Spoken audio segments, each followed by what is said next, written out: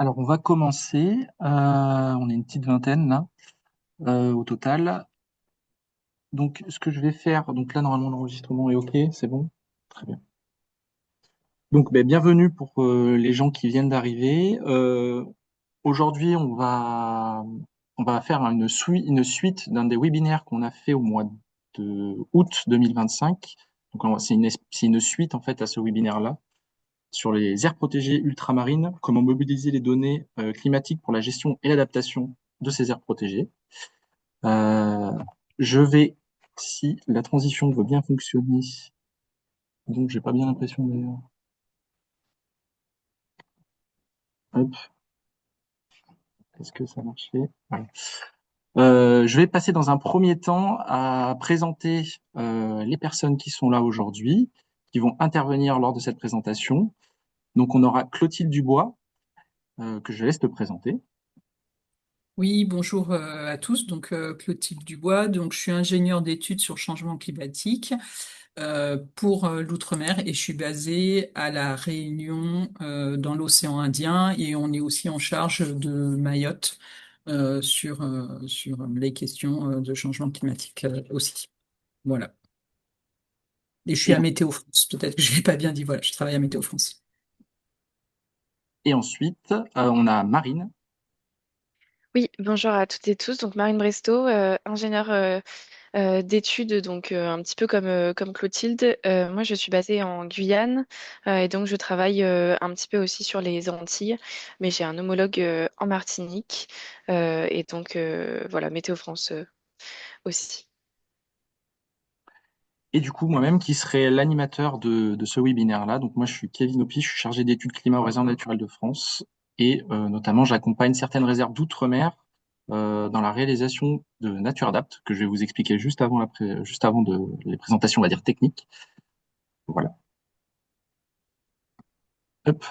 Donc, j'ai refait le sommaire. Dans un premier temps, donc le sommaire de ce webinaire, donc je vais revenir rapidement sur pourquoi ce webinaire s'intègre dans le live de l'IFrance et plus particulièrement sur NatureAdapt. Donc, en reprécisant rapidement qu'est-ce qu'un NatureAdapt. Et après, on arrivera sur la deuxième partie, qui sera la partie technique, sur notamment un chapitre sur la traque et les travaux menés en Outre-mer, les nouvelles données et services climatiques. Ensuite, on aura aussi un point sur les premiers résultats de tout ça, les prospectives. Et enfin, on passera sur une discussion et une phase de questions, voilà, normalement qui devrait durer entre 45 minutes et une demi-heure. Qui seront une phase d'échange aujourd'hui avec vous tous. Voilà. Donc rapidement, je recontextualise pourquoi, dans quel cadre s'inscrit ce webinaire. Donc il s'inscrit dans la démarche NatureAdapt, qui est une démarche qui a été initiée en 2018 à travers le projet du Life NatureAdapt, initialement développé en Hexagone par les réserves naturelles de France et aussi avec 9 autres partenaires qui sont à l'écran. Et cette démarche en fait a eu une extension depuis 2024 avec une nouvelle phase d'expérimentation de cette méthode-là dans un contexte ultramarin via du coup le projet du Life Biodifrance. Rapidement, je fais un point sur NatureAdapt. Donc, qu'est-ce que c'est NatureAdapt? Tout d'abord, c'est une méthode. Alors, c'est une méthode, une démarche pour prendre en compte le changement climatique et ses impacts dans les pratiques de gestion des aires protégées, à l'échelle d'une aire protégée, n'importe quel type d'aire protégée. Donc, pour qui? Comment? Donc, je vous fais un résumé assez succinct à travers deux grandes phases, qui est donc le diagnostic de vulnérabilité, qui en fait qui regroupe un récit climatique, donc l'histoire climatique passée, présent, futur de l'aire protégée en question, et ensuite une partie plus prospective sur comment les objets qui composent votre aire protégée, que ce soit le patrimoine naturel, les activités humaines ou les moyens de gestion que vous mettez en place sur vos aires protégées, seront impactés par le changement climatique. Ceci débouche ensuite sur un plan d'adaptation qui vise à tenter d'adapter la gestion et voir comment ces différentes composantes agissent face au changement climatique pour tenter de s'y adapter. Voilà, rapidement. Hop. Et du coup, pourquoi nous, sur cette démarche, on a besoin de données climatiques, parce que c'est le sujet cœur aujourd'hui. Donc là, j'ai fait quelques petits points sur pourquoi on utilise des données climatiques. Donc, notamment, on utilise des données climatiques, nous, dans notre cadre, pour permettre d'anticiper les effets du changement climatique à l'échelle d'une aire protégée, voire un peu plus loin, mais aussi pour évaluer les risques des impacts du changement climatique et de guider, comme je vous l'ai déjà un peu précisé avant, sur la stratégie d'adaptation qu'on doit mettre en place derrière. Et on a une deuxième partie, donc de quel type de données on a besoin. Je le précise tout de suite, ce sera une des questions qu'on vous posera ensuite tous à la fin pour savoir aussi quels sont un peu vos besoins et comment Météo France peut vous aider pour répondre à ces besoins-là. Donc nous, notamment, ce qu'on a fait remonter à travers l'expérimentation en Outre-mer qui est toujours menée aujourd'hui, donc on a besoin de données climatiques passées et futures pour pouvoir prévoir et savoir comment le climat a impacté nos aires protégées par le passé et savoir qu'ils devraient possiblement évoluer à l'avenir. Et donc notamment à travers certains indicateurs qui sont directs et indirectement liés au changement climatique, mais comme je vous l'ai représenté ici, qui peuvent être le niveau de l'océan, des sécheresses, les effets sur certaines espèces, par exemple aussi. Voilà. Alors ici, si vous voulez aller plus loin sur la démarche NatureAdapt, je vous ai laissé ici des liens. On vous enverra aussi le PowerPoint à la fin de la présentation. Et maintenant, je laisse la parole à Marine. Oui, donc je vais donc vous présenter la TRAC, la trajectoire de réchauffement de référence pour l'adaptation au changement climatique et les travaux menés en Outre-mer. Slide suivante, s'il te plaît. Donc, pourquoi cette nécessité donc d'établir une TRAC? On part bien sûr du constat du changement climatique qui est absolument sans appel. Donc, vous avez à l'écran quelques figures qui illustrent le changement climatique observé. Donc, la température moyenne à la surface du globe en bas à gauche. Vous avez la répartition du réchauffement des 40 années de 1981 à 2020 sur le globe. Quelques petites observations et remarques globales. Donc, on a gagné plus 1,22 degrés depuis l'ère pré-industrielle, donc depuis 1850-1900, sur la décennie 2015-2025, pardon, 2024. Le réchauffement, comme vous pouvez le voir sur le graphique, il est plus élevé sur les continents que sur l'océan et il est aussi plus élevé au pôle qu'à l'équateur, notamment à cause de boucles de rétroaction positive, donc à cause de l'albédo. Si la neige fond, on n'a plus cette capacité de réflexion quasi absolue de la neige et donc la Terre se réchauffe de plus en plus vite. Vous avez ce qui nous intéresse un petit peu aujourd'hui dans le tableau à droite, l'évolution de la température moyenne, sur la trentaine d'années qui va nous intéresser par la suite, 1991-2020, par rapport à l'ère pré-industrielle et en Outre-mer. Donc, on a à peu près dans les Outre-mer un réchauffement d'un peu moins d'un degré. Vous avez le détail sur les différents territoires. Slide suivante, s'il te plaît. Donc ce constat, il est quand même acté depuis quelques années c'est donc ces dernières années en particulier, la nécessité a émergé de s'y adapter collectivement. Et donc la question a émergé en se demandant comment est-ce qu'on peut s'y adapter ensemble et dans quelle direction devrait-on prendre pour aller un petit peu tous réfléchir un petit peu tous de la même façon et être plus efficient en termes de mise en place de politiques d'adaptation. Donc, c'est dans cette optique que le gouvernement a élaboré le Plan national d'adaptation au changement climatique avec sa troisième version, donc le PNAC 3 en 2023.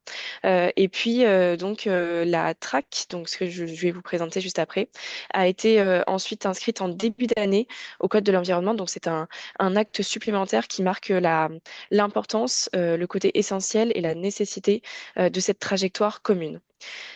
Donc, cette track, en fait, elle a une méthodologie un petit peu différente que je détaillerai après, mais globalement, on part plutôt du réchauffement global, donc du réchauffement planétaire. Donc, vous l'avez sur la figure en dessous, on part des réchauffements de plus 1,5 degré en 2030, plus 2 degrés en 2050 et plus 3 degrés en 2100. Et en fait, on se demande à quel climat est-ce qu'on va devoir s'adapter localement. Donc, en fait, on décline ces niveaux de réchauffement globaux à l'échelle locale. Donc, vous avez pour la sortie du PNAC 3 les seuils pour l'Hexagone et la Corse, donc de plus 2 degrés, plus 2,7 et plus 4 degrés en 2100. Slide suivante, s'il te plaît. On va bientôt, avec la track, on ne réfléchit plus en scénario du GIEC, donc avec lesquels vous êtes sûrement familier. Néanmoins, juste pour avoir une petite idée de où est-ce qu'elle se situe, vous avez à l'écran en fait les points qui correspondent au niveau de réchauffement planétaire que l'on a choisi. Et donc, on voit que la track, finalement, elle suit un petit peu la médiane du scénario SSP 2.245, donc qui est le scénario d'émissions modérées. Et donc, cette trajectoire, vraiment, c'était un parti pris, alors à la fois politique, mais surtout scientifique, donc qui se base bien sûr sur des constats et sur des rapports avec des projections, notamment le UNEP Gap Report de 2024, qui projette une augmentation de température de plus 3,1 degrés à la fin du siècle. Donc, vraiment, ces choix de niveau de réchauffement planétaire ont été mûrement réfléchis et donc nous fournissent une projection euh, fiable, enfin une projection, en tout cas un choix de à quoi est-ce qu'on va devoir s'adapter à la fin du siècle. Donc la réduction un petit peu la réduction à une seule trajectoire, c'est vraiment dans un but vraiment principal de simplifier la prise en compte des projections climatiques dans la mise en place d'actions d'adaptation, donc pour des actions d'adaptation plus efficientes et un petit peu homogènes. Cependant, deux petites remarques. Elle ne couvre pas donc les scénarios du pire. Typiquement, si vous possédez une centrale nucléaire, enfin si vous gérez une centrale nucléaire sur le littoral, la traque ne va pas suffire. Il va falloir affiner un petit peu plus les projections climatiques. Et puis, donc, dans la présentation, on parle quasiment exclusivement de politique d'adaptation. Cela dit, la traque n'empêche en aucun cas la nécessité de mettre en place des politiques d'atténuation afin de réduire au maximum les effets du changement climatique. Slide suivante. Donc, petite explication pour un petit peu approfondir ce changement de paradigme. Donc, avant, on réfléchissait plutôt euh, en scénario d'émissions de gaz à effet de serre, donc les fameux scénarios du GIEC avec un couple de SSP, de trajectoire socio-économique, et puis des concentrations en gaz à effet de serre.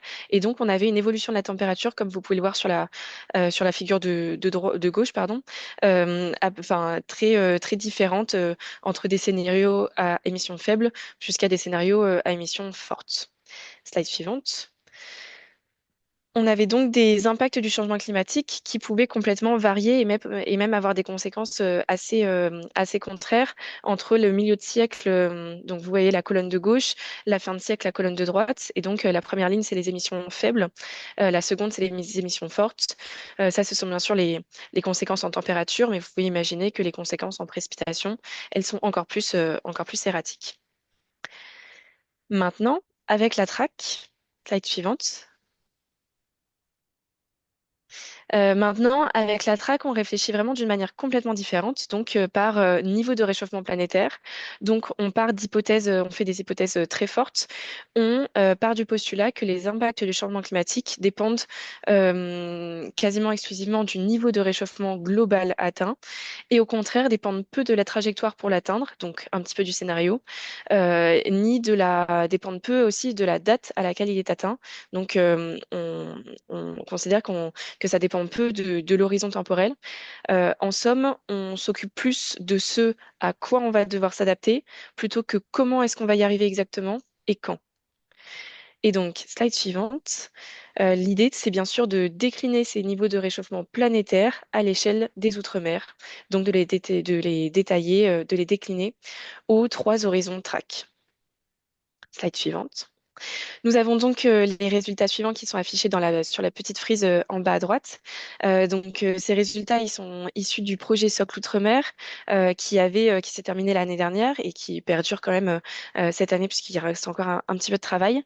Ce projet, il avait trois objectifs clairs. Donc, bien sûr, la mise à disposition de la traque et puis de premiers diagnostics, sur tous les territoires qui sont listés ci-dessus. Et puis deux autres objectifs aussi, produire un ensemble de simulations climatiques corrigées pour chaque territoire, donc dans un premier temps en température et en précipitation. Et puis deuxième objectif très important, c'est donc le développement des services climatiques associés et notamment l'homogénéisation avec ceux déjà présents pour l'Hexagone. Qu'est-ce que ça donne donc pour les Outre-mer? Vous aviez précédemment les chiffres par rapport à l'ère pré-industrielle. Cependant, pour la suite de la présentation, on va plutôt vous présenter les chiffres par rapport à 91-2020 pour que ce soit un petit peu plus palpable et avoir un outil de comparaison un petit peu plus récent. Et donc, vous avez à l'écran les différents horizons de track, les différents niveaux de réchauffement. Je ne vais pas les détailler, mais vous voyez simplement que par exemple, donc c'est la Guyane qui a le réchauffement le plus fort. C'est assez logique puisque c'est le seul territoire qui est sur un continent et donc qui se réchauffe plus vite. Au contraire, les autres départements et régions d'outre-mer et territoires d'outre-mer ont plutôt des niveaux de réchauffement assez inférieurs avec la Polynésie française, donc qui est un archipel avec des îles assez petites qui a le niveau de réchauffement le plus faible, donc plus 1,6 à l'horizon 2100 par rapport à 91-2020. Voilà, et donc juste un petit message d'avertissement. Donc la traque, elle part effectivement des niveaux de réchauffement planétaire déclinés en local pour quantifier les impacts du changement climatique. Mais donc là, on regarde bien en premier les températures, l'évolution des températures moyennes, puisque c'est l'indicateur qui nous permet de commencer. Mais ensuite, on va bien sûr décliner les impacts du changement climatique qui ne sont pas, enfin, qui ne s'arrêtent pas à la température seulement.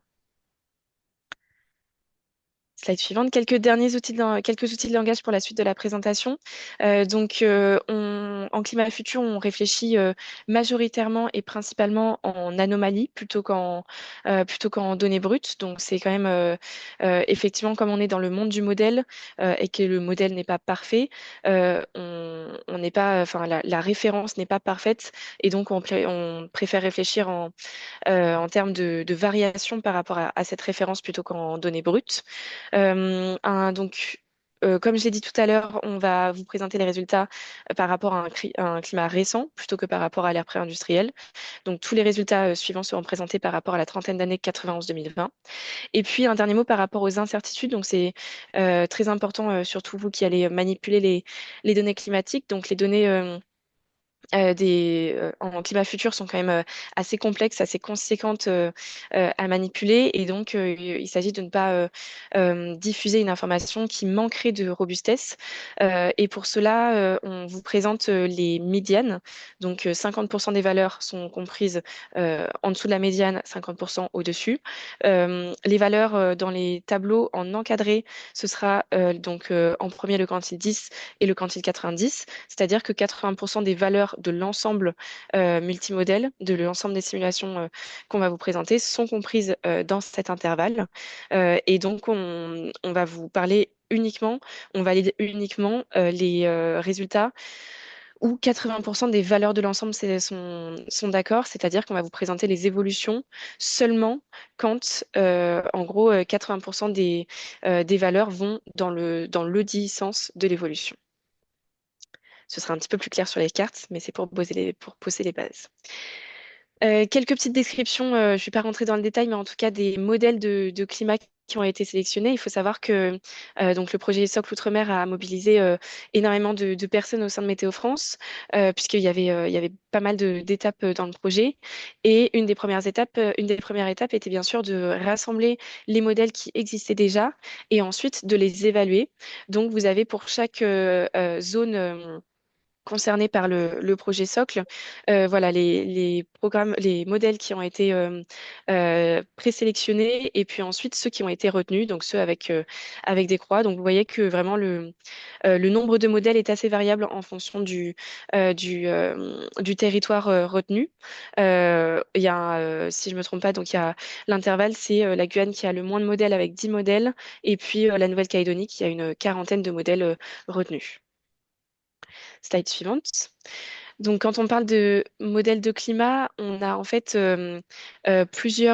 différents types de modèles de climat. Je vais prendre l'exemple des Antilles, puisque pour les Antilles, donc pour la Guyane, la Guadeloupe, Martinique et les îles du Nord, Saint-Martin et Saint-Barthélemy, un ensemble robuste donc de 27 modèles a été retenu. Et en fait, dans cet ensemble, on a un petit peu les trois types de modèles qu'on peut retrouver en modélisation climatique. climatique. Donc, vous avez d'abord les modèles globaux. Donc, le modèle globaux, c'est les GCM, Global Climate Model. Donc, comme sur le globe que vous voyez au milieu de l'image, au milieu de la petite diapositive, c'est donc un modèle qui a tourné sur le globe tout entier. Donc, le globe a été découpé en une grille à la surface de la Terre, donc avec des petites cases. Et puis pareil sur la hauteur, sur toute la hauteur de l'atmosphère. Et donc on a vraiment des petites cases dans lesquelles on fait l'hypothèse que les particules d'air sont homogènes entre elles et tout ce qui se passe à l'intérieur de la case est paramétrisé.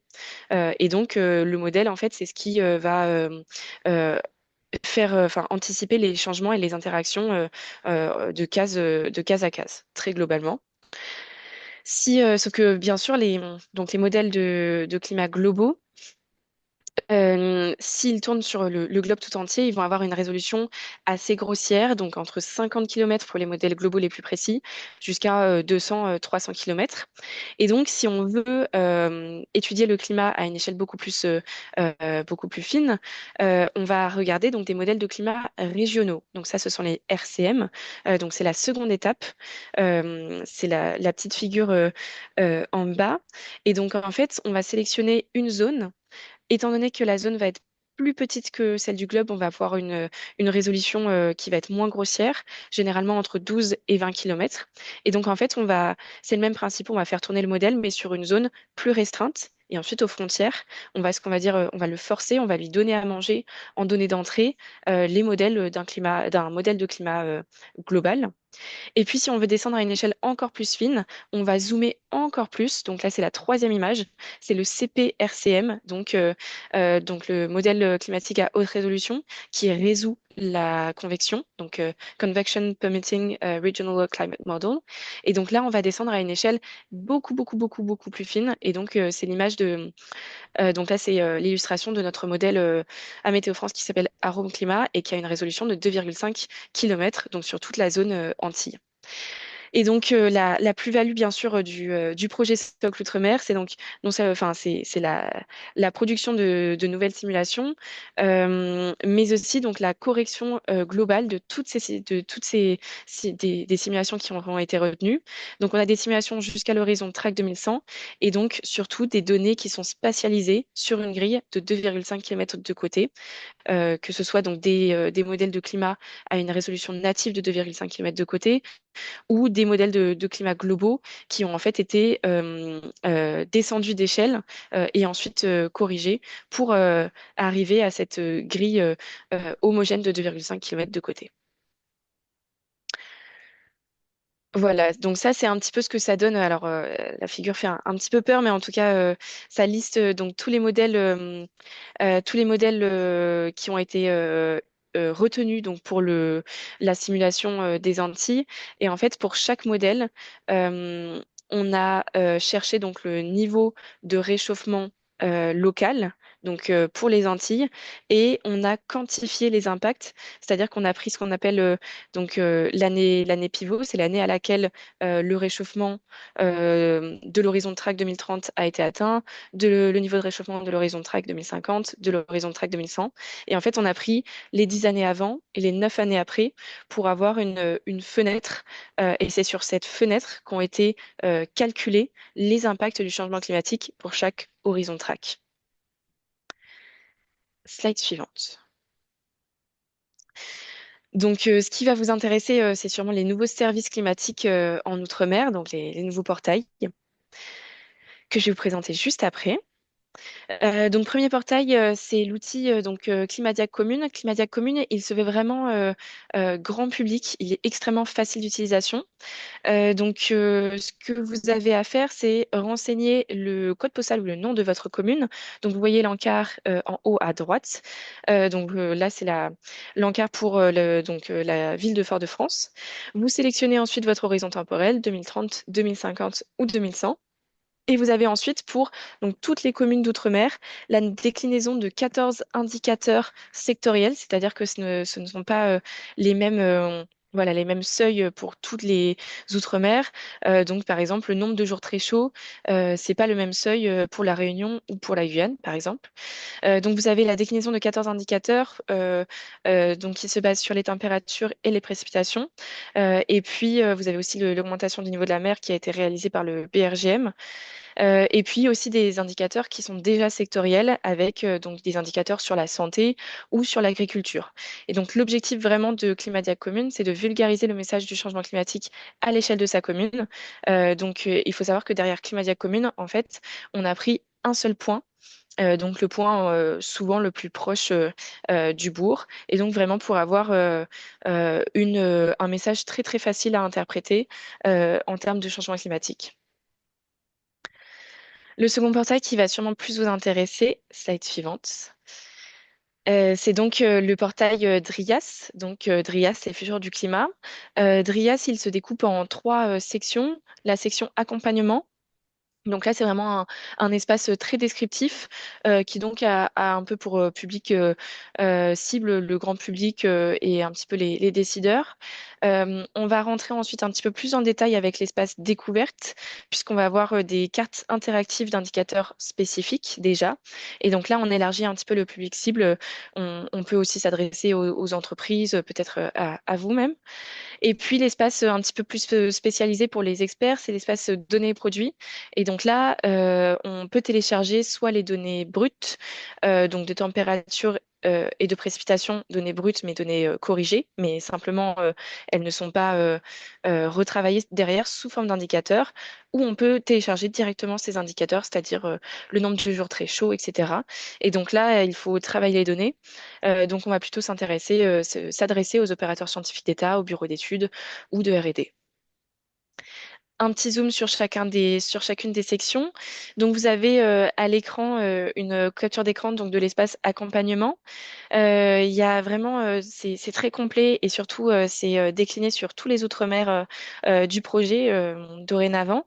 Donc vous avez d'abord la section sur la track à gauche, donc avec la déclinaison de la track pour tous les outre-mer qui ont été décrits.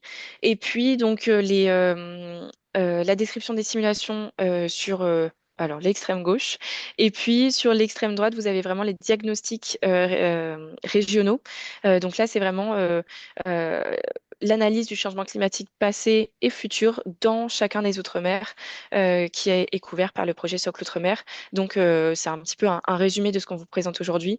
Et c'est là où vous pourrez retrouver voilà, une analyse vraiment disponible en un clic si vous souhaitez la présenter par la suite. Second espace, donc l'espace découverte. L'espace découverte, il commence à être vraiment intéressant puisqu'en fait, vous pouvez sélectionner vraiment des indicateurs très précis. Donc là, bon, j'ai pris la température moyenne quotidienne, mais en fait, vous sélectionnez donc votre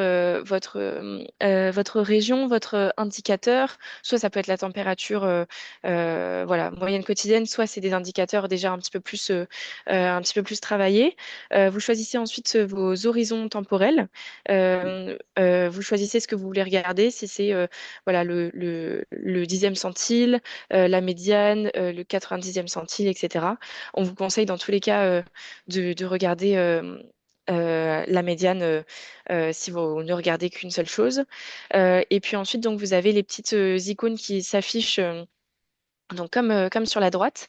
Et en fait, si vous cliquez sur une carte, elle s'affiche en grand. Donc là, c'est la figure à gauche de l'écran.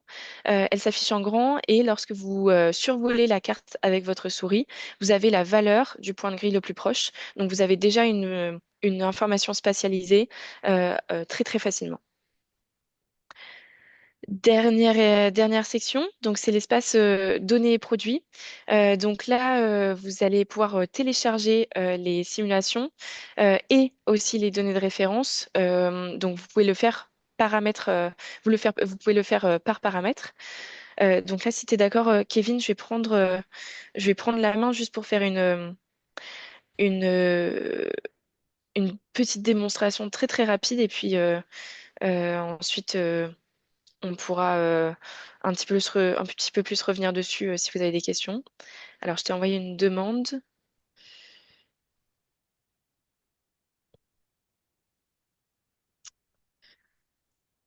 Ok, je prends la main. Hop. Eh bien, Andreas n'a pas chargé, excusez-moi. Bon, bon, eh bien, je prendrai la main plutôt à la fin. Euh, Il y a eu un petit problème dans le chargement. Kevin, tu peux reprendre la main, désolé.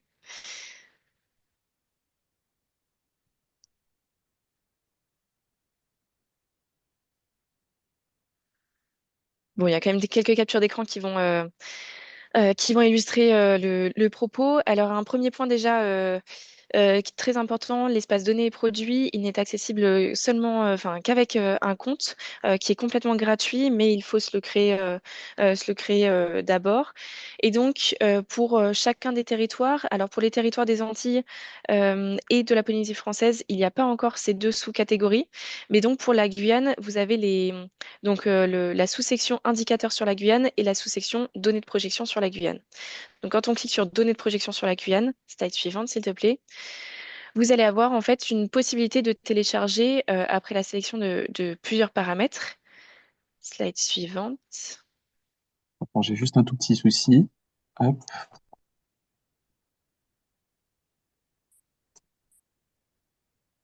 ouais. Ah, un peu trop loin. Tac. C'est bon?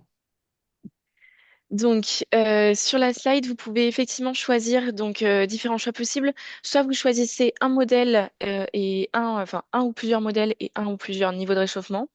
Soit vous êtes directement en multimodèle, donc vous sélectionnez par défaut l'ensemble des modèles disponibles pour votre territoire, et puis ensuite vos niveaux de réchauffement. Ou alors, dernier choix, slide suivante s'il te plaît, vous pouvez choisir un ou plusieurs modèles et les horizons temporels. Donc au lieu de choisir les horizons de track, vous pouvez regarder et sélectionner des dates précises. Donc, alors celle précédente, il a dû y avoir quelques petits sauts. Effectivement, donc sinon, vous pouvez télécharger directement les indicateurs. Donc, les indicateurs, ils sont au nombre d'une cinquantaine. Et donc, les indicateurs, c'est à peu près le même mode opératoire. Donc, vous pouvez soit sélectionner un ou plusieurs modèles spécifiques, soit du multimodèle, et ensuite vous sélectionnez quel centile vous voulez. On vous recommande, préconise encore si vous ne regardez qu'un seul centile, de regarder la médiane. Et puis, sinon, vous pouvez aussi choisir par un ou plusieurs modèles et un ou plusieurs horizons temporels en réglant, en fait, si vous voulez vraiment, par exemple, de 2033 à 2045, c'est possible. Mais sinon, les horizons de track, ils sont prédéfinis selon la figure que je vous ai montrée sur les années pivots juste avant. Slide suivante. Donc là, vous avez une petite photo des différents indicateurs que vous allez pouvoir télécharger. Donc, je suis restée assez. J'ai utilisé euh, de nombreux fois l'indicateur donc de nombre de jours chauds, par exemple, donc précédemment, mais vous en avez toute une panoplie. Et donc, vraiment, vous avez des indicateurs qui peuvent être très utiles pour la gestion de vos aires protégées. Donc, par exemple, un nombre de jours avec des précipitations inférieur à un certain seuil ou supérieur à un autre seuil. Et puis pareil pour les températures, des nombres de jours avec des températures supérieures ou inférieures à un certain seuil, que ce soit des températures minimales, maximales ou moyennes. Donc voilà, vous avez vraiment toute une panoplie d'indicateurs. Slide suivante. Et donc, ce que je vais vous présenter, c'est les premiers résultats. Donc, alors, en l'occurrence sur les Antilles-Guyane, mais ça va vous servir, en tout cas, enfin, ça peut être complètement décliné pour tous les Outre-mer. Mais on va voir un petit peu comment est-ce qu'on interprète ces résultats une fois qu'ils ont été téléchargés et tracés. Slide suivante. Donc là, vous avez l'évolution des jours chauds pour la Guyane. Donc en haut à droite, c'est la référence, donc 91-2020. Pour information, donc comme je vous l'ai dit, les données de référence sont aussi téléchargeables pour chaque modèle ou pour l'ensemble multimodèle, donc sur l'espace données et produits. Et ben, ça vous donne un petit peu une image de ce que pense le modèle ou l'ensemble des modèles pour la période historique, donc la période de 91-2020. Et puis donc vous avez dans le tableau l'anomalie, donc c'est la médiane spatiale de tous les modèles, donc de l'ensemble Guyane, de l'ensemble des simulations Guyane. Et donc vous avez la médiane spatiale des évolutions avec donc l'anomalie du nombre de jours chauds. La médiane, c'est le chiffre en haut, et puis entre crochets, donc le quantile 10 et le quantile 90. Vous avez les cartes donc en bas à droite de l'évolution à ces différents niveaux de réchauffement. Donc sans surprise, on voit que les jours chauds vont augmenter et voilà, devenir de plus en plus fréquents en Guyane jusqu'à la fin du siècle. Par exemple, à la fin du siècle, à l'horizon de Track 2100, ils représenteront presque la moitié de l'année, à l'exception d'une fine bordure littorale. Mais voilà, c'est exactement ce type de carte que vous pouvez avoir pour les températures. Après, un travail, bien sûr, un travail quand même euh, informatique et graphique. Et puis, donc, slide suivante pour l'évolution des précipitations. Donc là, pareil, en haut à droite, vous avez un petit peu la référence pour les précipitations en Guadeloupe. C'est-à-dire à quoi vont se comparer les projections futures. Elles vont se confronter à cette référence. Donc, dans le monde du modèle, voici à quoi ressemblent les précipitations sur la trentaine d'années du climat récent en Guadeloupe. Vous avez donc dans le tableau l'évolution cette fois-ci relative. Et alors ce que vous voyez apparaître à l'écran, ce sont des hachures sur les cartes. Et en fait, effectivement, quand on regarde l'évolution des températures. La température, c'est un paramètre qui va évoluer de manière assez unanime en changement climatique. Globalement, la température tend à augmenter en changement climatique. Donc, il y a assez peu d'incertitudes ou en tout cas on a une forte confiance en cette évolution. Pour les précipitations, là, on a quand même, enfin, c'est un paramètre qui est beaucoup plus variable au fur et à mesure des années, des saisons et en plus des territoires. Et donc, on a des évolutions qui sont quand même beaucoup plus différentes. Et on l'a dit, donc le changement climatique, c'est un objet, un thème vraiment très complexe quand même qu'il faut manipuler avec précaution. Et donc, c'est pour ça que je vous ai parlé donc en début de présentation des incertitudes et de la robustesse, de la fiabilité que l'on accorde au seuil de 80%. Et donc, en fait, les hachures, elles représentent les endroits où moins de 80% des valeurs de l'ensemble vont dans le même sens.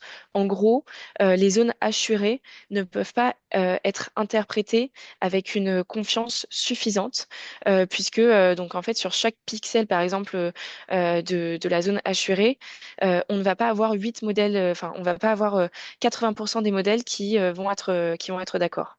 En gros, comme pouvez le voir dans le tableau, par exemple au premier horizon, donc on a une baisse en médiane spatiale de moins 4%, mais cette évolution grâce aux cartes, on ne va pas la qualifier de significative parce que l'intervalle donc des incertitudes, vous voyez qu'il est vraiment très grand. Il va de moins 19% à plus 4%. Donc en fait, on ne peut pas dire avec confiance, on ne peut pas attester de l'évolution à ce premier horizon. Pour le deuxième horizon, par exemple, c'est un exemple assez intéressant puisque on peut comment dire, on ne peut pas attester de l'évolution donc à la baisse de moins 12% sur tout le territoire, notamment pas sur Marie-Galante ni sur le sud Basse-Terre, mais on voit que majoritairement quand même l'évolution est assez unanime dans l'ensemble de simulations.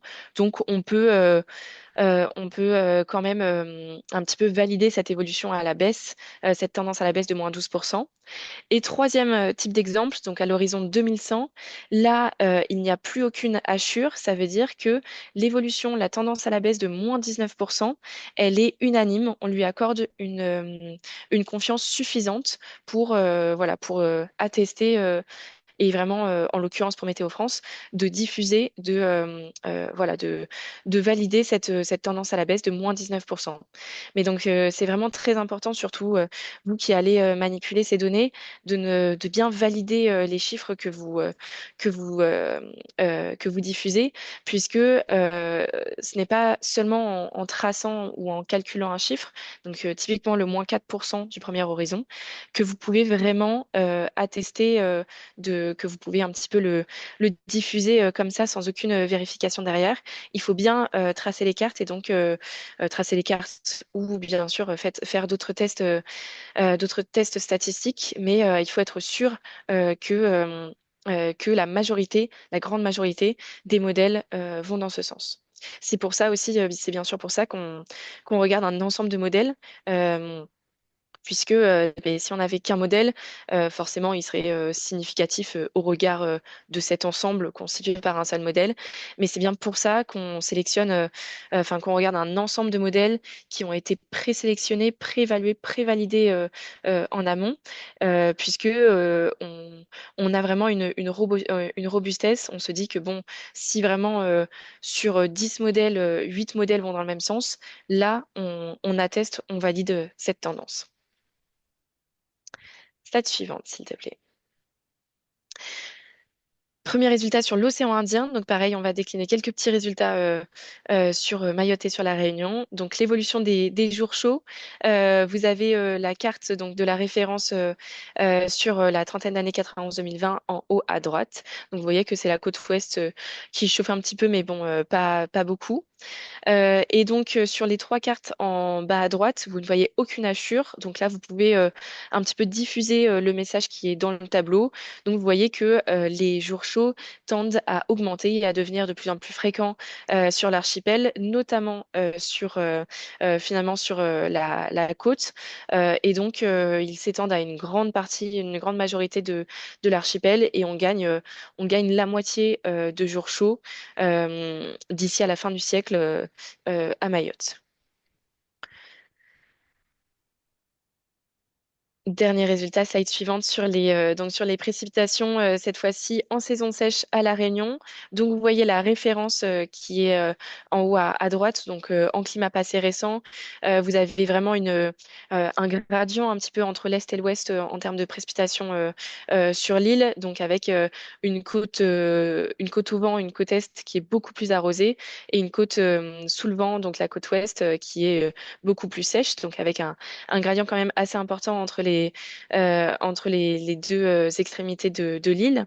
Et puis si on regarde donc l'évolution au climat futur et en particulier les cartes, on voit bien qu'à l'horizon de track 2030, donc même type de résultat que pour la Guyane, on n'a pas une évolution significative sur la majorité de l'île. Donc là, on ne va pas attester, valider ce chiffre de moins 6%, cette tendance à la baisse. Même résultat pour l'horizon track 2050, on ne va pas diffuser ce chiffre de moins 4%.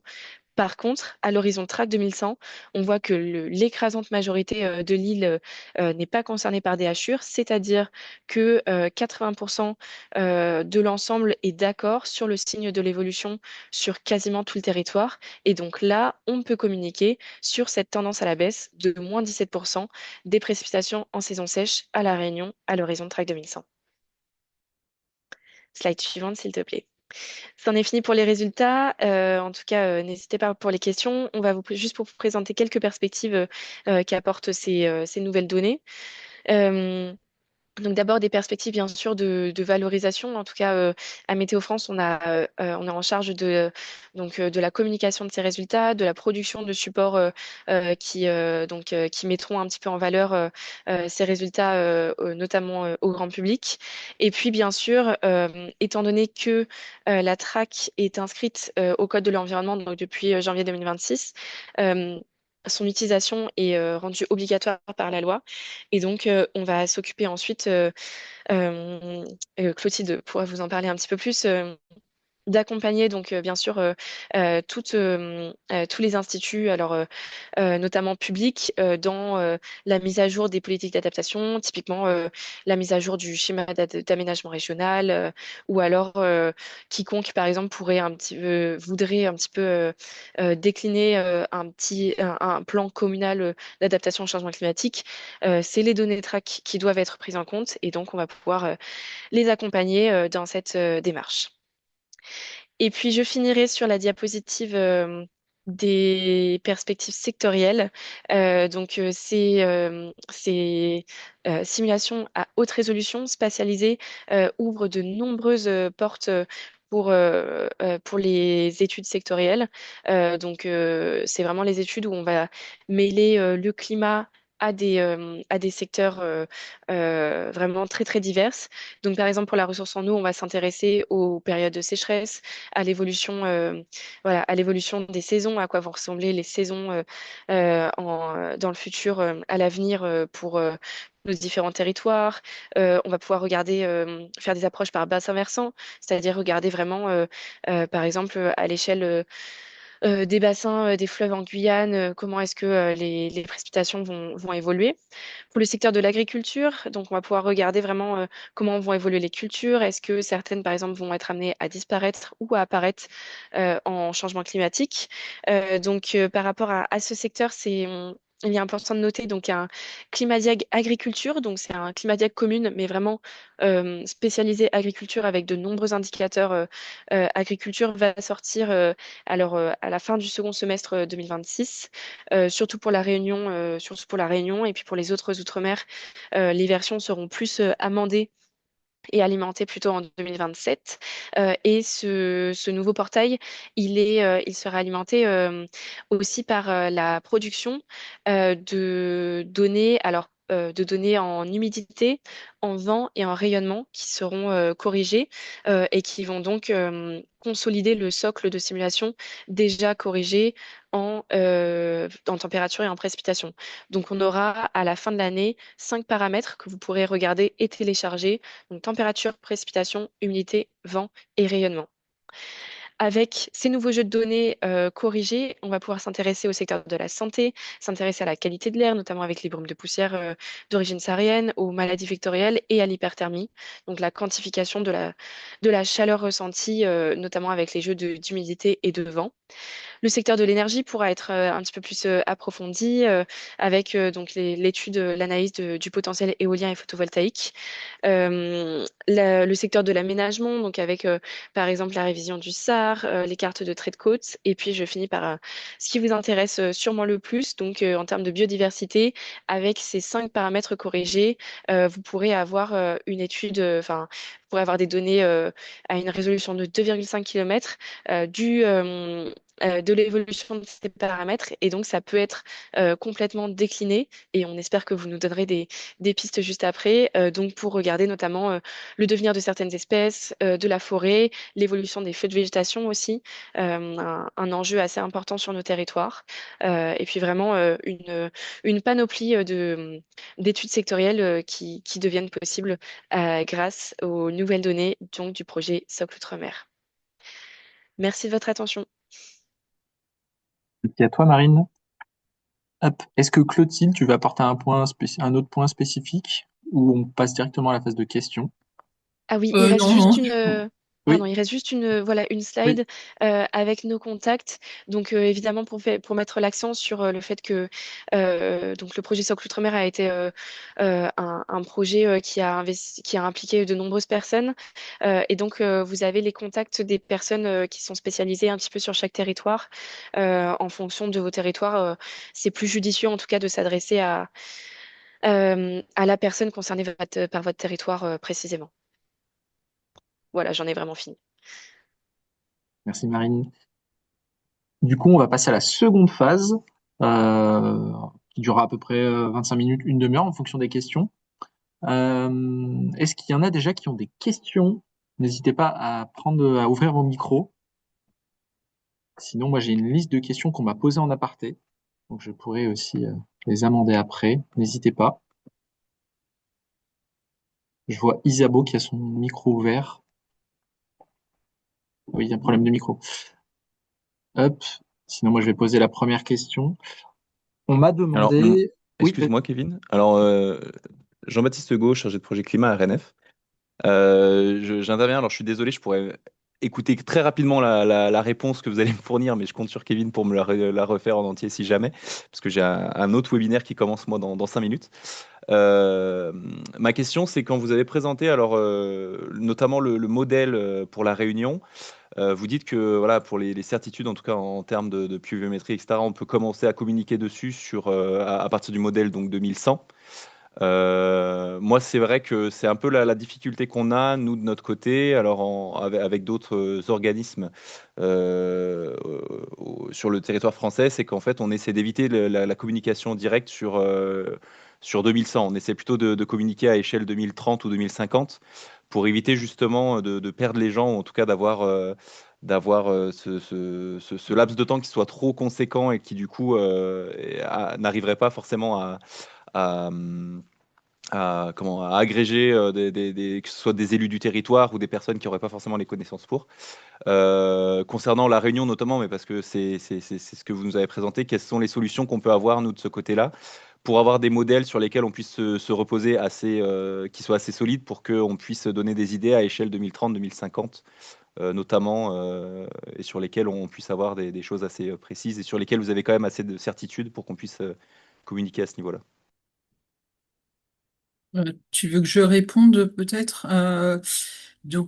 Si c'était sur la carte là, un peu du cumul de précipitations en saison sèche, après, comme l'a expliqué Marine, si on n'a pas de signal significatif, c'est que on n'a pas forcément à communiquer sur une tendance ou sur quelque chose. Euh, Après, sur La Réunion, il y a, en tout cas sur 2050, on voit quand même un peu une partie du territoire où il y a quand même un peu un signal robuste. C'est sûr que sur 2030, sur ce paramètre-là, pas forcément.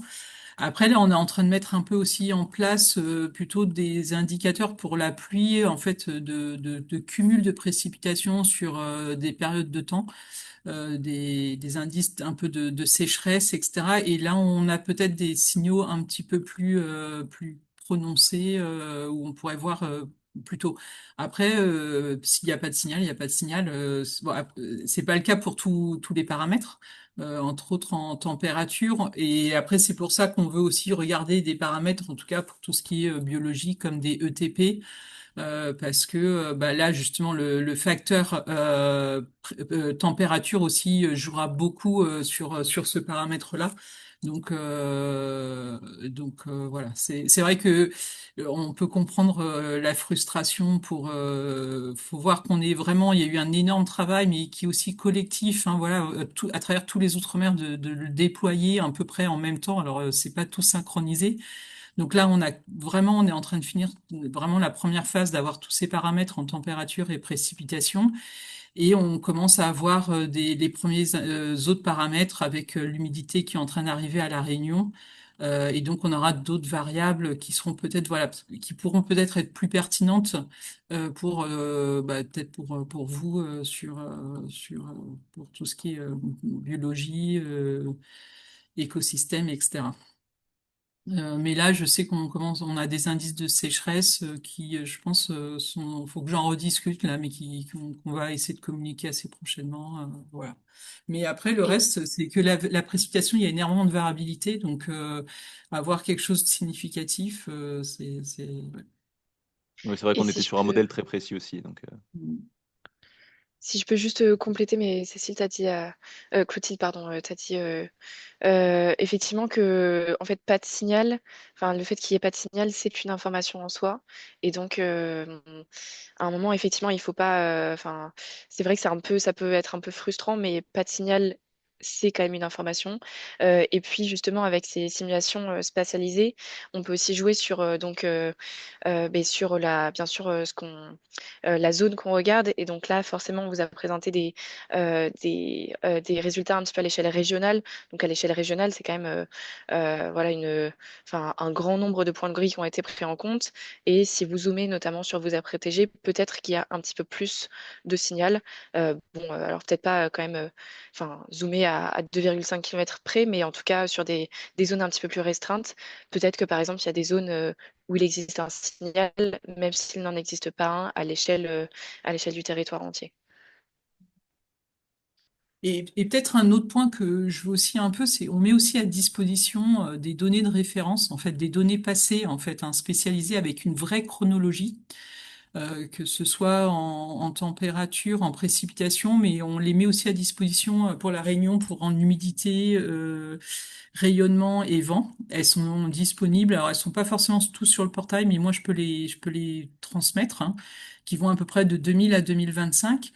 Et voilà, ça peut être aussi intéressant quand vous étudiez une réserve naturelle ou un système, aussi de regarder dans le passé quelle était sa variabilité et peut-être regarder des événements particuliers en fait. Voilà, quelle est la résilience en fait de votre système déjà dans le passé. Et par le passé, quelquefois, on peut aussi avoir voilà, de l'information. Surtout, voilà, si vous allez chercher des cas particuliers, en tout cas à La Réunion, on peut trouver facilement des cas particuliers de très forte chaleur ou de très forte pluie sur les événements passés. Et ça peut peut-être aussi voilà, vous aider à mieux calibrer, mieux comprendre vos systèmes. Voilà. Et ça, je pense que c'est aussi une phase qui est très importante quand vous travaillez sur des écosystèmes, c'est de regarder aussi et de comprendre un peu dans le passé. Est-ce que vous allez arriver avec des données passées à retrouver en fait hein, la variabilité, voilà, des mortalités de population ou d'écosystèmes avec les données qu'on vous fournit dans le passé. Et ça, elles sont disponibles, en tout cas, elles sont disponibles pour tous les territoires. Et nous, je sais qu'on les distribue énormément à La Réunion. Ok, merci. Tchouk, tchouk, tchouk, je regarde s'il y a des questions. Ok. Hop. Il y avait une question, je remonte dans le fil, une question d'Anne-Laure Clément, de la réserve de la Réunion. Euh, est-ce que vous avez, alors attendez, parce que je lis de loin, est-ce que vous avez aussi des données sur la température de l'eau pour la Réunion? Alors, ça dépend. Alors, nous, très concrètement, non. Je pense, alors je sais pas où elle travaille, je pense que le littoral, on peut être, alors ça dépend, voilà, si elle veut dans le lagon ou si elle veut plutôt au large. Si c'est des données au large, moi je peux l'aiguiller sur des sites où elle peut récupérer des températures de surface et même en 3D.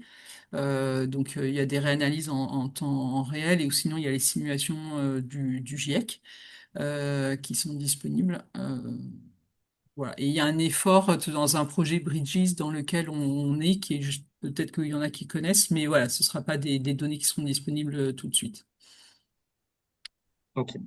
D'ailleurs, pour compléter cette question, j'avais une question qui était plus orientée sur est-ce qu'il existe ou est-ce qu'il va exister à l'avenir des données relatives plus à l'océan ou au milieu marin, notamment sur les questions par exemple de houle, de montée des eaux, etc. C'est une question moi, qui m'a été émise il y a quelques temps. C'est effectivement une question en lien avec une question qui est posée dans le chat. Il faut savoir que donc le BRGM, le Bureau régional de recherche géologique et minière, a fait sa propre track. Et donc c'est lui qui s'est occupé de faire les projections de l'élévation du niveau de la mer qui sont disponibles sur Climadiac Commune vraiment très très facilement. À partir du moment où vous tapez le nom d'une commune littorale, vous avez l'évolution du niveau de la mer aux trois horizons avec l'intervalle de confiance à 80%. Et donc, voilà, ça vous donne l'information, l'actualisation surtout de l'élévation du niveau de la mer qui a été faite par le BRGM. Donc, vraiment, c'était la même chronologie. En tout cas, ils ont fait leur propre track. C'est pas exactement la même méthodologie, mais en tout cas, les résultats peuvent être interprétés de la même manière que les résultats de Météo France. Ok. Et donc, je rebondis sur les problèmes de salinité. Enfin, dans le cadre de la track, c'est quand même En premier lieu, des modèles d'atmosphère qui ont été pris en compte. Donc, alors Clotilde, tu me corriges si je me trompe, Ouais. mais c'est pas des modèles, enfin, c'est des modèles couplés au sur atmosphère, mais seulement en surface. Donc, c'est pas pour l'instant des modèles 3D dans l'océan. Et donc, pour l'instant, enfin, pas de données de projection de salinité disponibles dans un horizon proche. Ouais, en mode track, hein, il y a vraiment que le BRGM où ils ont eu la demande en fait de faire d'adapter leurs données de niveau de la mer par niveau de réchauffement. C'est un petit peu plus compliqué parce que il y a l'inertie de l'océan qui intègre en fait, hein, les quantités de chaleur. Donc c'est pour ça qu'ils ont dû développer une méthode. Et les valeurs sont, ce que dit Marine, hein, disponibles si vous allez sur Climadiag commune. Vous pouvez sur chaque commune récupérer. Après, voilà, vous pouvez récupérer par les simulations du GIEC, donc un peu à grande échelle. Donc, ce serait plus par scénario, en fait, hein, et par horizon, un peu les anciennes méthodos euh, de, de, de problèmes de salinité. Voilà. Mais d'avoir de l'information très locale en track, c'est vraiment pas pour tout de suite. C'est pas pour tout de suite. D'accord. J'ai une autre question de Lubin Gauthier. Bonjour, vous avez présenté des multimodèles pour la Guyane. Est-ce que vous avez, est-ce que vous savez s'il existe aussi des multimodèles disponibles pour l'Hexagone? Alors, c'est une question plus pour l'Hexagone, du coup. Mhm. Je ne sais pas si vous aurez la réponse, mais Oui, oui. mais j'imagine. Enfin, de toute façon, oui, elles existent. Ils existent aussi ces multimodèles pour l'Hexagone. À regarder dans justement dans les paramètres DRIAS quand on cherche au Oui, tout oui. début. En fait, l'exercice là qu'on dit socle outre-mer, en fait, il a été décliné il y a à peu près 2 ans en hexagone. Donc sur le portail DRIAS, de toute façon, si vous allez sur le portail DRIAS, vous avez deux choix, un métropole ou outre-mer. Et donc ça a été fait il y a à peu près 2 ans de mettre à disposition. Donc là, ils sont en train de faire une nouvelle version, mais voilà. Il y a plus de simulations, il y a plus de données en métropole, donc c'était déjà fait, ouais. Et complément, effectivement, donc il y a eu le socle métropole qui a été bah, du coup décliné, enfin, socle outre-mer et la déclinaison un petit peu ultramarine de socle métropole. Et pour information, il y a aussi en métropole des simulations hydrologiques. Donc ça, c'est sur le portail DRIAS O. Et donc voilà, vous aurez aussi sur l'Hexagone, en plus des simulations atmosphériques, des simulations hydrologiques disponibles. Et pour info pour l'outre-mer, euh, c'est vu en réflexion ou en tout cas en début d'exécution dans le cadre du projet Explore 2 qui se concentre plutôt sur les données hydrologiques en outre-mer, D'accord. données de projection. Voilà. Et justement, j'avais une question là-dessus, sur Drias O, possiblement en Outre-mer. Alors, la question, c'était quelle forme ça pourrait prendre en Outre-mer? Y aura-t-il assez de données pour en tirer quelque chose? Voilà, sur les périodes passées et ensuite pour en déduire sur les périodes futures. C'est un peu la question qui fâche, mais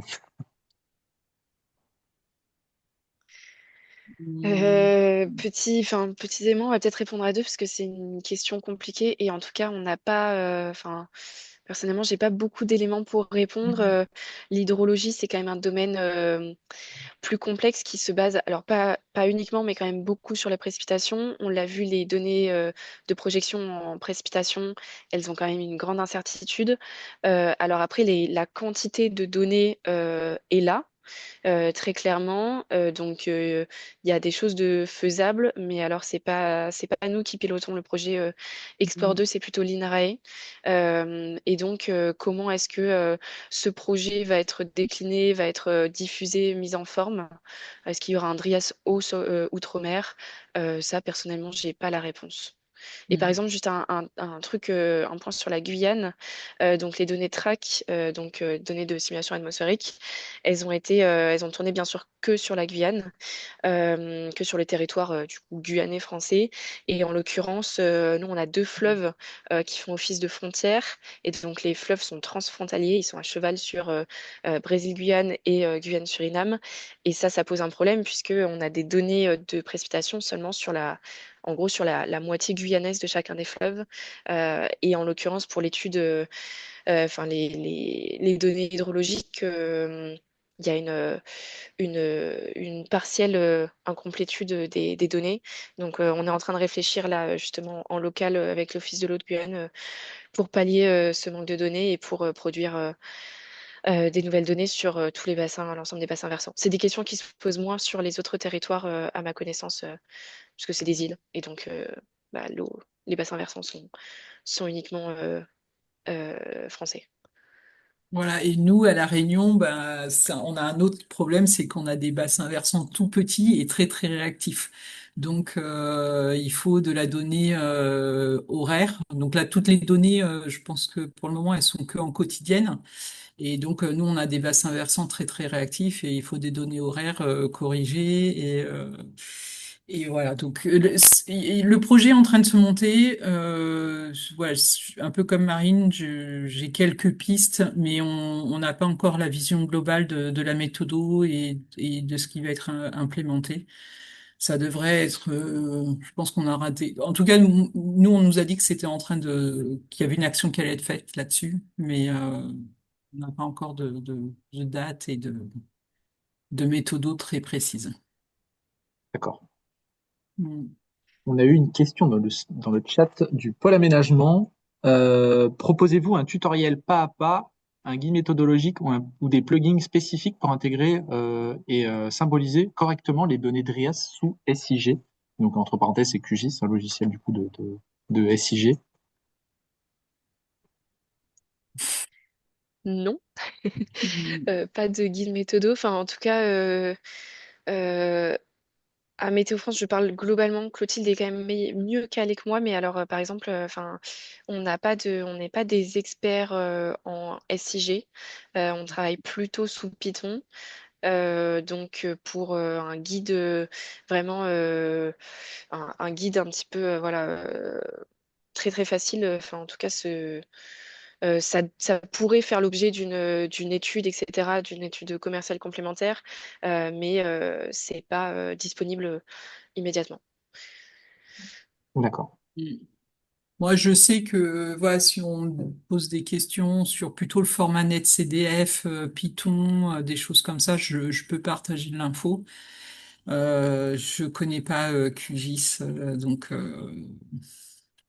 je pourrais pas beaucoup aider. Après, voilà, je peux aider sur le téléchargement ou aller dans les choses. Ça, il n'y a pas de souci, mais plus loin.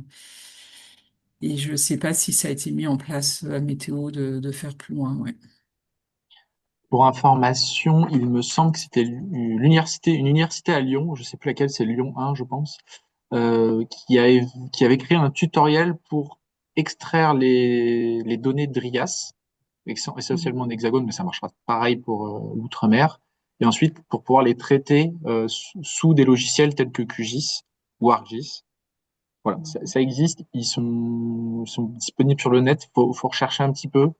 Ils sont pas si évidents que ça. C'est vraiment des PDF qui dit comment, par quelle étape on doit passer. Je sais que ça existe. À voir si c'est facilement trouvable. On essaiera de le mettre en lien. Si je mets la main dessus, j'essaierai de le mettre en lien dans le compte rendu. J'avais une question, une remarque aussi de gestionnaire qui me demandait justement, par curiosité, est-ce qu'il existe aussi enfin sur des données outre-mer, des données climatiques sur Saint-Pierre et Miquelon, et il se posait également la question sur les terres australes et antarctiques françaises. Est-ce qu'il y a des projets qui vont se faire dans ces deux endroits-là? Oui, Donc, bonjour. Oh, pardon, allez-y. Ah, il y a les tafs. Ah, ouais. Oui, Oui. j'ai vu les qu'il y avait TAF les sont tafs. Ouais. Ça tombe bien. Euh, oui, alors on a eu une première demande, quoi, le socle outre-mer. Donc en effet, hein, ça a été choisi pour plein de raisons, hein, mais d'abord les territoires tropicaux qui sont aussi plus habités. Hein, voilà. En Polynésie, ils n'ont pas pu couvrir toutes les îles. Hein, ils ont fait les îles les plus importantes. Et après, c'est aussi très lié hein, au nombre de modèles et de simulations. Bon, sans rentrer, Marine a un peu évoqué, mais voilà, pour les Antilles, on a fait des simulations dédiées, pareil, en Polynésie, donc ça prend du temps. Mais il y a des actions qui vont être en cours et qui sont déjà en cours, hein, même sur les autres territoires, Saint-Pierre et Miquelon et même sur les TAF. Voilà. Et Wallis et Futuna même, Il du faut, coup, c'est ouais. le seul outre-mer tropical qui n'a pas été traité dans la première phase du projet Socle Outre-mer. Donc, Il y avait du coup, je sais pas qui voulait parler. Oui, vas-y. Oui, bonjour, c'est Laurient Tolin, chargée de mission gestion des aires protégées au TAF. Merci pour la réponse et même pour le webinaire en général. Nous concernant, on travaille actuellement avec le BRGM sur l'évolution du trait de côte dans les îles Éparses mm. et dans les Australes, le suivi du niveau de la mer, par exemple, est suivi par des programmes scientifiques gérés par l'IPEV. Et on est justement actuellement le sujet pour récupérer ces données parce qu'on arrive à la fin du plan de gestion des Australes et on réfléchit à intégrer le changement climatique dans le prochain plan. Enfin, l'intégrer, c'est certain, mais comment le faire et sur quel point? Et justement, là, on est vraiment dans la phase de diagnostic sur le manque de connaissances. On avait suivi la formation Nature Adapt à l'époque, justement, et on essaye de partir dans ce sens-là. Mais c'est dommage, on n'a pas la chargée de mission spécifique qui suit tout ce qui est le BRGM, Météo France n'a pas pu être connectée aujourd'hui, mais pourra venir vers vous, c'est la question. Euh, oui, je sais que nous, on a un tout petit peu, on a déjà eu, moi j'ai eu déjà des sons de cloche que les TAF étaient intéressés. Donc après, n'hésitez pas, hein, donc c'est vrai que voilà, Marine a dit que j'étais plutôt Réunion, Mayotte, mais bon, de facto, je suis aussi le point de contact TAF et île Éparses. Donc n'hésitez pas, on peut faire une visio ensemble sur ce qu'on peut essayer de vous fournir. Et je crois que c'est sur Tromelin, on a déjà fait quelque chose. On a il y a des données qui ont été faites en changement climatique. Si je me trompe pas, mais il y en a une des éparses où il y a eu des choses déjà faites. Ok. Oui, c'est ça. Je transmets les informations à Caroline Kurzrock qui reviendra vers vous au sujet technique par rapport à cela. Merci. Et il y avait une dernière question qui était relative, on rebascule un peu sur ce qu'on a dit tout à l'heure, qui était sur la question des vents. Euh, il voulait savoir quelles seront les futures données disponibles concernant les vents. Est-ce que ce sont juste des données de direction des vents ou est-ce que ce seront des données... Alors, c'est à l'échelle Là, c'est à l'échelle de la Guyane, pardon. Je n'ai pas précisé. Voilà. Pour savoir en fait quel type de données allait possiblement être mise à disposition concernant les vents. Est-ce que c'est que des données de direction des vents? Est-ce qu'il y a aussi des données plus chiffrées ou autres? À ma Ouais. connaissance, ce sera des données de direction et de force Ok. du vent, alors plutôt de surface qu'à 2 mètres. Clotilde, je ne sais pas si tu as plus d'infos. Mais d'instinct, je dirais, voilà, non, d'instinct, je dirais à 2 mètres. Direction et force du vent à 2 mètres. C'est à 10 mètres? Pardon, il y a 10 mètres. Mm. Oui, mais oui, c'est possible. Mais donc, comme l'a dit Clotilde, là, c'est plutôt les équipes à Toulouse se concentrent plutôt sur l'humidité en premier. Et donc, la phase un petit peu avant de produire les projections corrigées, c'est d'établir une référence, donc exactement enfin, les cartes en haut à droite que je vous ai présentées et ce dont a parlé Clotilde après, pour vraiment avoir une connaissance fine du climat passé. Et en fait, cette référence, eh bien, il faut la construire et qu'elle soit la plus proche de la réalité possible. Et ça demande pas mal de temps, puisque ben, notamment pour la Guyane, il y a quand même une écrasante majorité du territoire qui n'a pas d'observation en surface. Donc le réseau Météo France, il couvre majoritairement le littoral et puis un petit peu les fleuves. Et il y a quelques stations à l'intérieur des terres, mais ça laisse une grande surface où on ne peut pas valider directement des données. Donc voilà, cet établissement de la référence et donc par conséquent a posteriori des données de projection, ce sera plutôt pour le second semestre. C'est pour ça on vous donne plutôt la date de la fin de l'année pour les jeux de données en vent et en rayonnement corrigé. D'accord, merci. Et j'avais une dernière question qui venait plutôt enfin, qui était originaire de Polynésie à la base. C'était pour savoir, en fait, il avait été contacté, il fallait essayer de contacter certains de Météo France pour savoir s'il allait y avoir des données sur certains types d'îles, notamment sur les îles de la Société. On lui avait dit possiblement qu'il allait y avoir de nouveaux indicateurs. Est-ce que vous savez aujourd'hui si ces indicateurs sont disponibles ou pas sur Drias? Ils vont être publiés très très prochainement. Ça vient d'être calculé.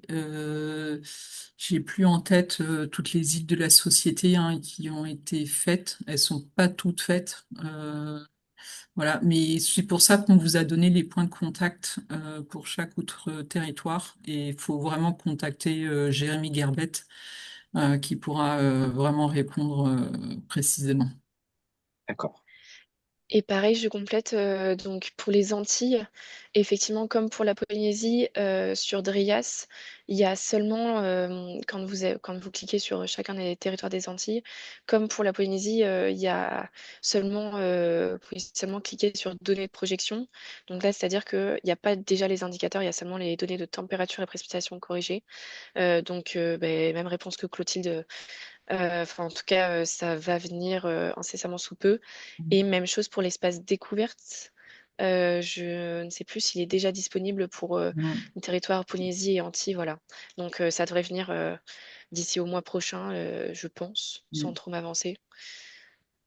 Non, ça arrive incessamment sous peu, hein, pour les D'accord. derniers territoires qui sont manquants. Je crois que sur le découverte, hein, il y a toujours que Réunion, Mayotte et Guyane qui ont vraiment été les premiers et pour plein de raisons. Mais les autres, ils arrivent, ils sont prêts là, c'est dans les tuyaux. Ouais. Mm. Ok, merci. Je crois est-ce qu'il y a d'autres questions dans le chat? Non. J'ai pas d'autres retours de questions. Euh, vous m'avez demandé. Alors si, moi j'ai une question un peu plus directe, mais j'ai à peu près la réponse. Mais est-ce que à Météo France, vous êtes au courant s'il y aura des futurs partenariats, notamment avec l'ONF, donc l'Office national des forêts, ou le MNHN, justement sur ces questions de biodiversité au sens large? C'est une question qu'on m'a remontée aussi, c'est la dernière. Ce sera plus sur des questions en fait d'espèces, de partenariat, si Météo France envisage de faire comme ce que vous avez précisé juste avant sur les aspects de biodiversité en Outre-mer avec des jeux de données d'espèces diverses et variées. Alors, on ne m'a pas précisé lesquelles. Est-ce qu'il y aurait potentiellement des partenariats avec le Muséum d'histoire naturelle, pardon, national ou l'Office français, enfin, ou l'Office national des forêts? Ça peut Je être sur peux Oui, commencer. vas-y. Oui, je peux commencer à répondre, mais effectivement, pour les études sectorielles, si c'est pas on va dire, dans nos priorités identifiées, donc typiquement, par exemple, on va regarder de manière automatique l'évolution de la ressource en eau, notamment parce qu'on a des obligations institutionnelles avec des partenaires étatiques, avec, on va dire, des attentes très très ciblées. Pareil pour le domaine de la santé avec l'évolution de l'hyperthermie. Et on va dire pour toutes les études sectorielles très ciblées, très spécialisées. Alors ça dépend, enfin on a aussi des fonctionnements différents en fonction des territoires, mais on va plutôt être en position. Pardon, être en position enfin, d'attente de propositions. Et puis donc ensuite, bien sûr, construire des partenariats, mais étant donné que ça ouvre vraiment, comme on l'a montré, de très très très nombreuses perspectives, bon ben on peut pas, on est en effectif quand même assez réduit. On ne peut pas de nous-mêmes voilà, aller toquer à toutes les portes. Mais en tout cas, enfin, surtout pour des partenaires, en l'occurrence aussi publics comme l'ONF, bien sûr que que soit en réaction si, s'ils viennent nous consulter, soit peut-être bien sûr de manière proactive, mais un petit peu plus, enfin dans quelques temps, bien sûr que des partenariats seront étudiés et largement appréciés. Et j'ai une remarque. À La Réunion, l'ONF a fait une étude de ce type sur le. Hop, attends. Oui, voilà, pardon. Je recommence. Alors, à La Réunion, l'ONF a fait une étude de ce type sur les plantes ligneuses indigènes et endémiques. Ok. Donc, c'est sur. Oui, alors je crois qu'ils avaient encore utilisé avec les différents SSP. Donc c'est vrai que là, nous, on a été assez pris par le déploiement. Et là, justement, c'est vrai que un peu tout ce qui est sur tout ce qui est les réserves, etc., ils sont aussi quand même très friands friands. D'avoir des indicateurs comme les ETP ou réserves utiles. Donc voilà, là on commence à être dans une phase où bientôt on va les avoir. Et donc moi je sais que je suis un peu en contact avec eux.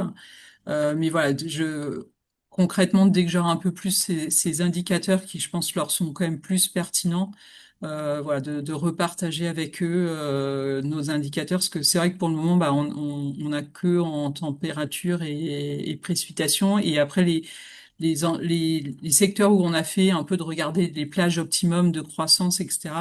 On avait un peu une obligation sur l'agriculture, puisqu'on a le climat diag agriculture qui est en déploiement.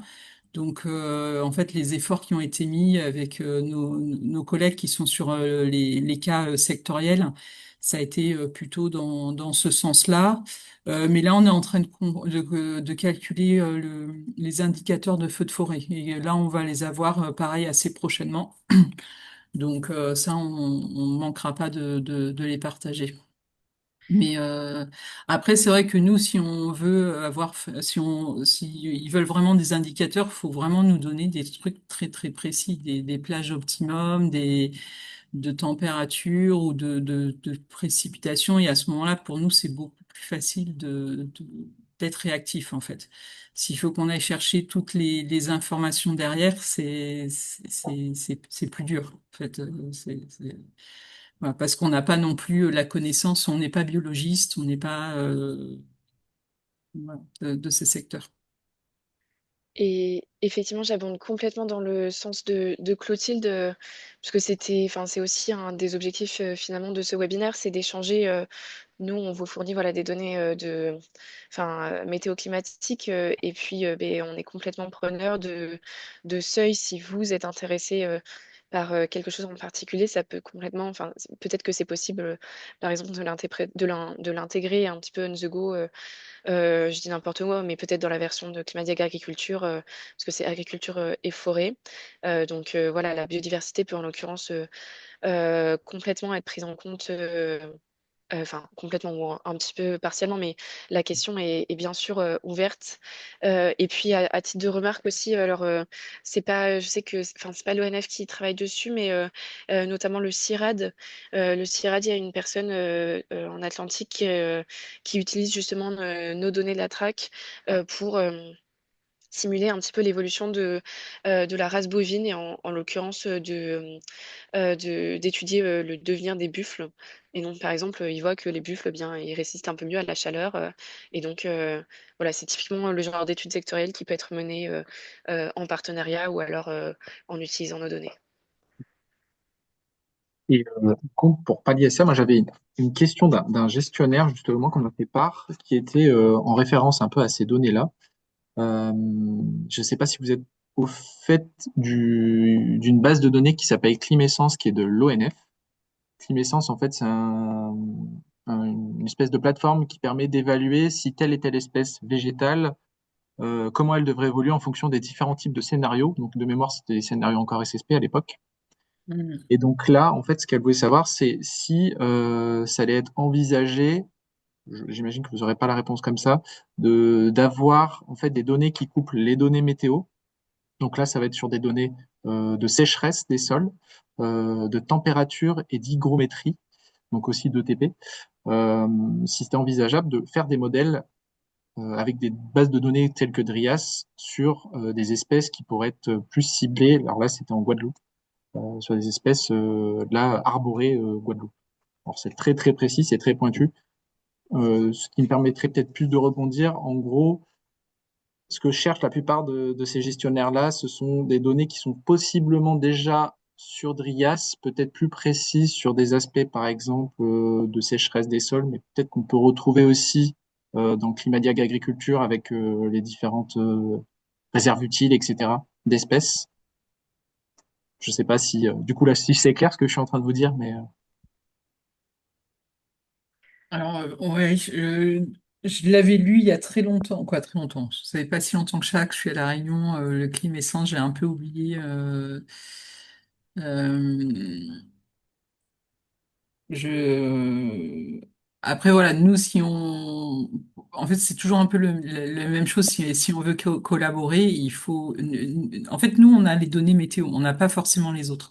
Donc, pour nous, une collaboration, c'est venir avec un cassé, c'est venir avec des plages optimum, c'est venir avec moi, je veux un seuil de nombre de jours.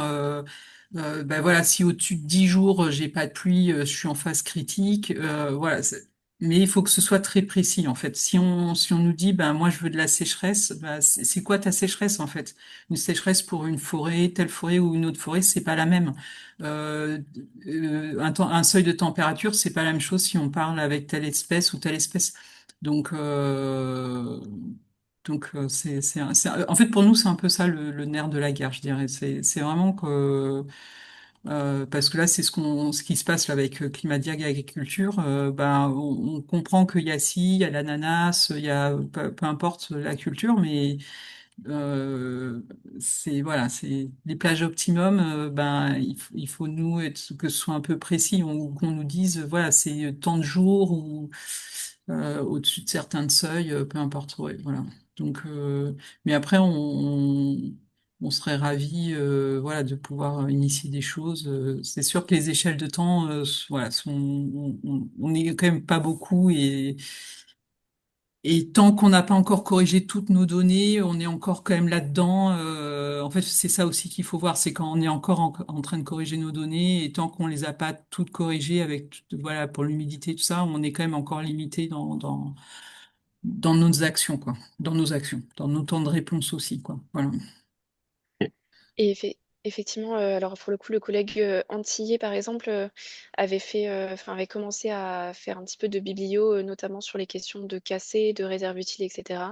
Et étant donné qu'on n'est pas des spécialistes, c'est un gros travail pour recueillir la Mm. donnée, faire de la biblio. On ne sait pas exactement ce que ça vaut sur tous les domaines. Et en plus, du coup, c'est vraiment pas de notre ressort. Je pense par exemple à la connaissance donc des réserves des eaux souterraines, la connaissance du souterrain en l'occurrence. Alors aux Antilles, bon, il est relativement bien connu. En Guyane, on est proche du zéro par exemple. Et donc, en fait, ça dépend vraiment. C'est exactement ce que dit Clotilde. Nous, on a les données météo, mais en fait, tout ce qui est vraiment, alors soit dans le sol, c'est pas nous, c'est plutôt le BRGM, soit ce qui est en termes de données, rien que de seuil, en fait. Nous, c'est exactement ce que dit Clotilde, c'est nous, si on donne des seuils, bah, il faut un peu de temps, il faut de la collaboration, etc. Mais si on nous donne les seuils voilà, de température propice ou de sécheresse, etc., quand on aura plus de données d'humidité, là, on peut vraiment construire collectivement des indicateurs spécialisés. merci pour ces infos. En tout cas, je pense que le message est passé comme ça. Et, je pense que ça permettra peut-être d'avoir des meilleurs échanges, en tout cas sur ces questions.